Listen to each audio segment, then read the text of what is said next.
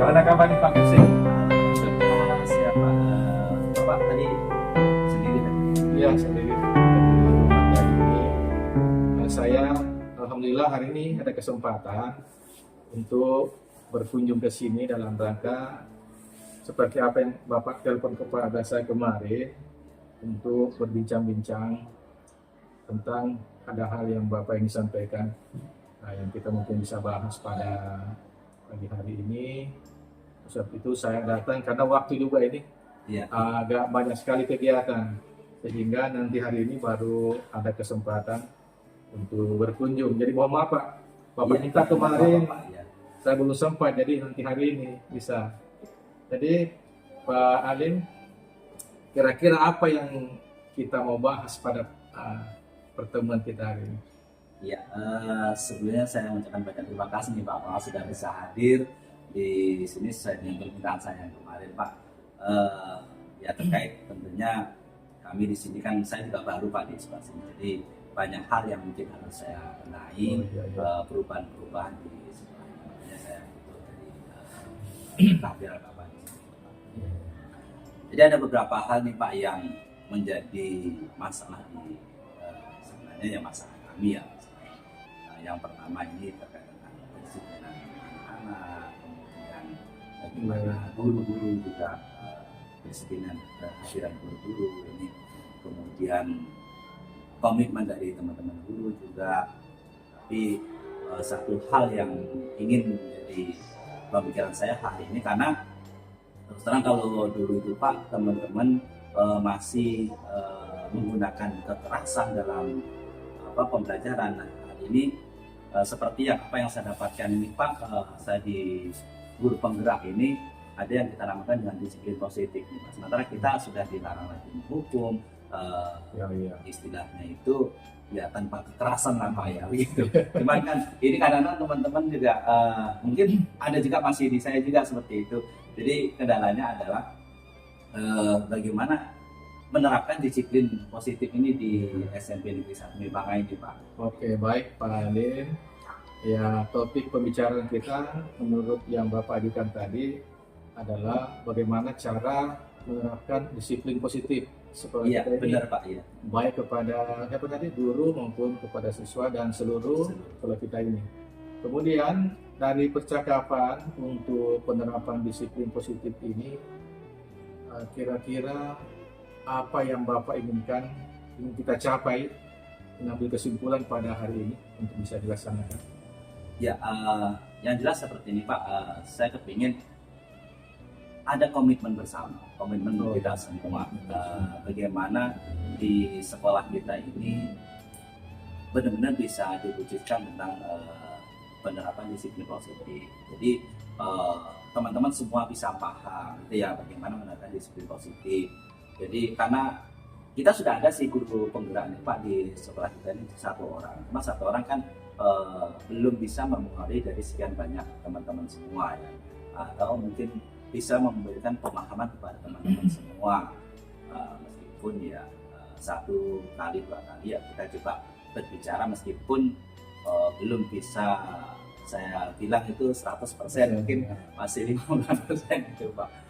Ya, itu Pak. Oke, jadi begini barangkali supaya kita pembicaraannya, saya ingin tahu juga dari Bapak dulu, disiplin positif yang Bapak maksud itu dari sisi apanya saja? Pertama secara umum tentunya Pak ya, bahwa di sekolah ini tidak lagi menerapkan kedisiplinan dengan kekerasan. Seperti contohnya seperti ini Pak, anak-anak datang terlambat, kemudian anak-anak dihukum, atau mungkin anak-anak diberikan suruh bersih-bersih WC atau mungkin suruh lari gitu kan, lebih gitu ya, untuk lari keliling lapangan. Atau juga secara khususnya Pak, bahwa kita ini sadar selaku guru misalnya ya, kita muncul dari diri kita sendiri tanpa harus ada komando dari kepala sekolah. Teman-teman ini bisa sadar diri, bisa datang sesuai dengan tugas dan tanggung jawabnya itu Pak. Jadi kondisi sekarang di sekolah kita ini seperti apa kondisi yang ada di sekolah yang saat ini? Ya, kalau saya mau gambarkan seperti ini Pak ya, kita sudah 2 kali ya, yang pertama ya sudah 2 kali mencoba memberikan sosialisasi ke teman-teman terkait tentang budaya positif.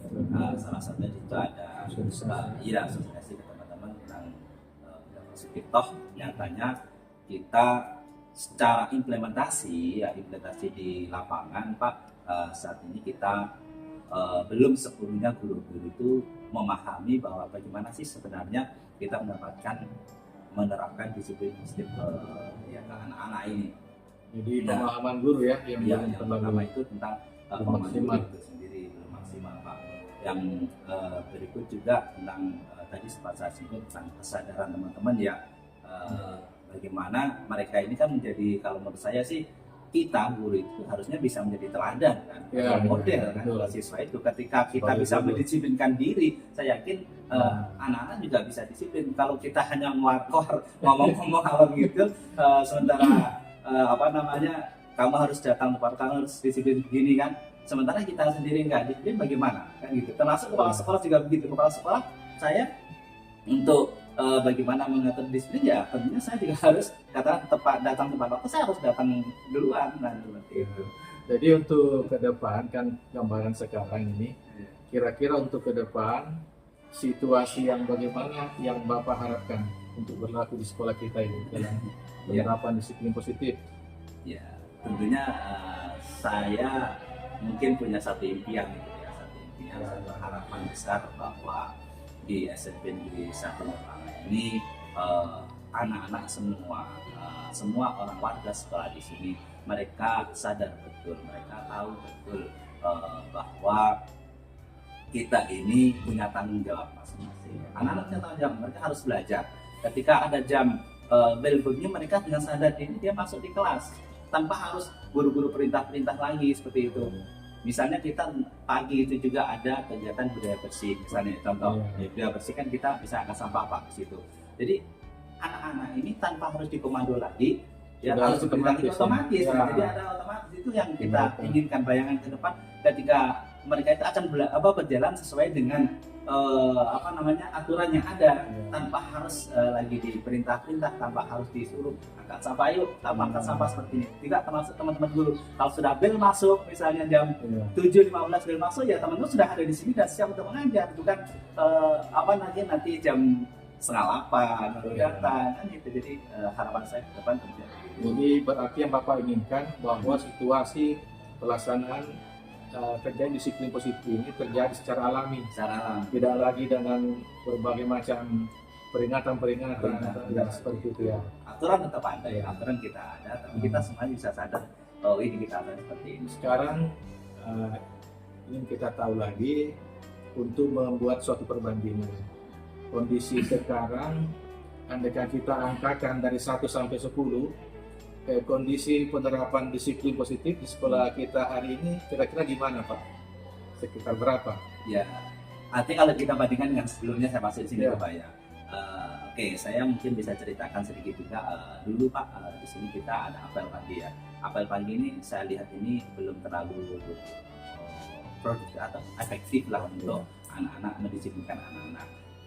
Apel pagi sekarang kita tiadakan Pak. Kenapa? Karena saya lihat di situ rentan dengan namanya hukuman dari anak-anak yang bermasalah kita panggil kemudian kita ini. Kita ganti dengan sesuatu yang lebih positif lagi, yakni kegiatan ibadah pagi. Jadi anak sebenarnya untuk mendisiplinkan anak itu kan yang penting pagi itu anak kita kontrol untuk melakukan kegiatan ya misalnya ibadah itu kan lebih bagus positif. Jadi kalau kita nilai Pak itu salah satu Pak ya. Ya. Terus kalau saya stresin dulu. Bapak tadi dari apel diganti menjadi bentuk ibadah. Iya. Kami ingin tahu ibadah apa dalam bentuk contoh apa ibadah yang biasa diterapkan. Iya. Agama Islam mungkin, agama Kristen atau. Kalau kita kan di sini ada 3 agama ya yang artinya kelompok besarnya ya.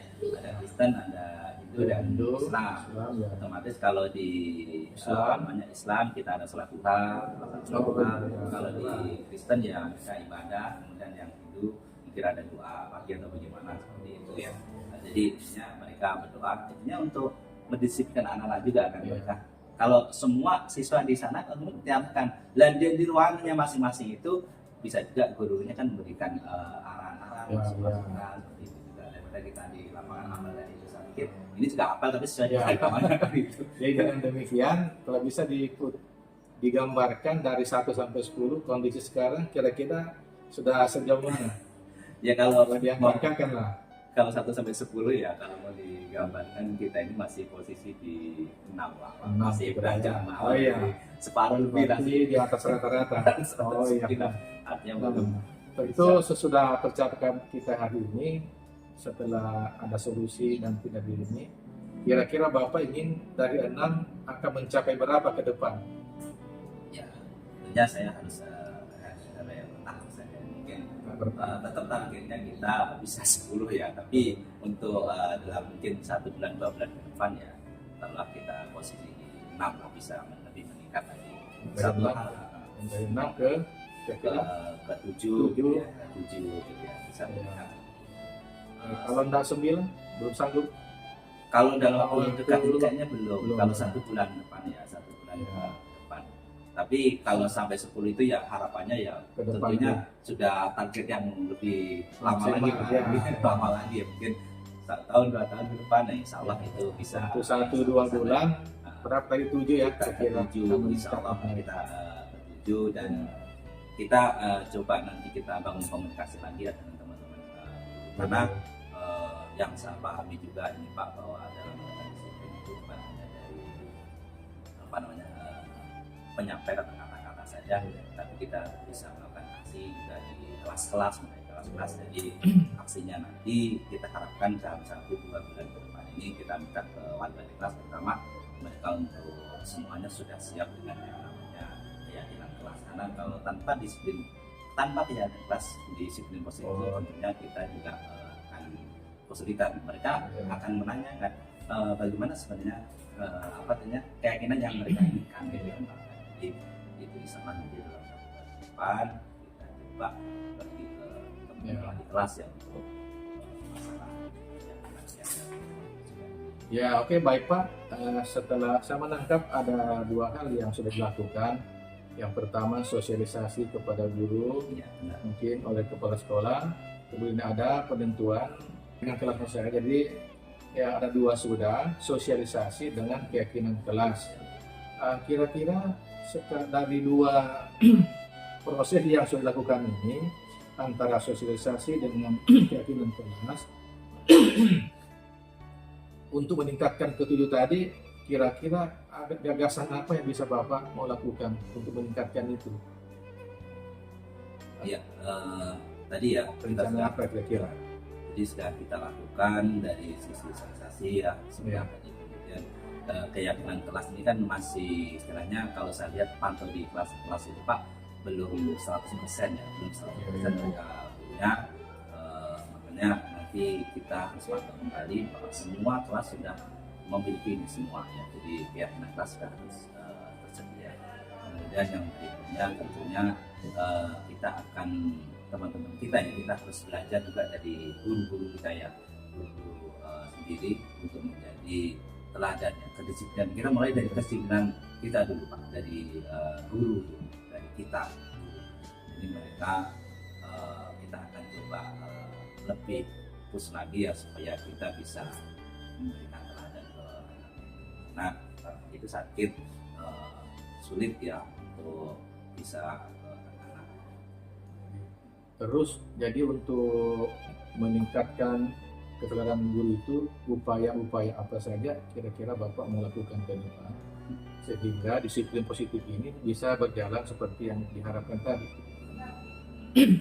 Ya di samping dari yang pasti nanti kita akan selalu evaluasi Pak. Kita akan melakukan evaluasi ya setiap minggu ke taruhlah tentang kehadiran kayak tadi saya habis apel nih Pak, teman-teman saya kumpul gitu ya, kita lakukan refleksi apa-apa semua yang kemarin misalnya 1 minggu kemarin yang sudah baik, apa yang harus kita tingkatkan lagi. Jadi adanya lakukan refleksi ya dari kita sendiri, apa yang harus kita perbuat. Terus mungkin dari teman-teman kita sendiri bisa menyampaikan apa kekurangan-kekurangannya. Jadi ini evaluasi diri, refleksi dari itu Pak. Saya kira. Terus selain evaluasi dan refleksi rutin ya, Iya, mungkin beberapa saat, kira-kira ada hal-hal lain lagi mungkin bisa dilakukan? sehingga lebih mempertajam dan mempercepat kondisi disiplin positif itu berlaku bagi seluruh warga sekolah lah. Di samping itu juga mungkin kita perlu juga ini Pak, membuat kayak poster-poster itu ya, Poster jadi ya. ya poster-poster atau apa saja poster ya mungkin ya, Baliho, poster. baliho poster itu, sehingga misalnya tentang kekerasan kita buat satu, ada baliho tentang poster tentang anti kekerasan misalnya seperti itu kan. Jadi itu kan setiap saat ya anak-anak bisa melihat ya, oh yang kita ditingkatkan seperti itu kan, Di lingkungannya. di lingkungan sekolahnya. Di kita juga di guru juga mungkin ada suka slogan kata-kata itu kan, Iya, kata-kata bijak. kata-kata bijak seperti itu ke teman supaya kita bisa itu ya mungkin. Ya, Itu saya baiklah, kira-kira dari akhir pembicaraan kita ini mana yang Bapak mau dahulukan, evaluasi publik, refleksi yang rutin dengan pembuatan poster-poster slogan-slogan untuk melakukan untuk mempercepat pencapaian daripada disiplin positif sekolah ini, kira-kira mana yang lebih urgen lebih dahulu atau bagaimana? refleksi itu kan rutin, sifatnya rutin ya. Kalau tadi kita Berapa kali dalam seminggu sekali? setiap habis apa namanya upacara itu kita sempatkan waktu 5-10 menit saja. Supaya kan biasanya kita masih ada jeda waktu ya sebelum masuk di kelas itu, jadi untuk melakukan refleksi. Kalaupun tidak, mungkin kita bisa di akhir pekan ya, pekan kita akan kasih tentunya itu yang pertama Pak. Kemudian karena poster juga butuh namanya biaya ya, jadi tetap kita akan adakan ya, kita programkan untuk pembuatan poster. Dalam pembuatan poster, siapa saja yang bisa Bapak libatkan untuk membantu?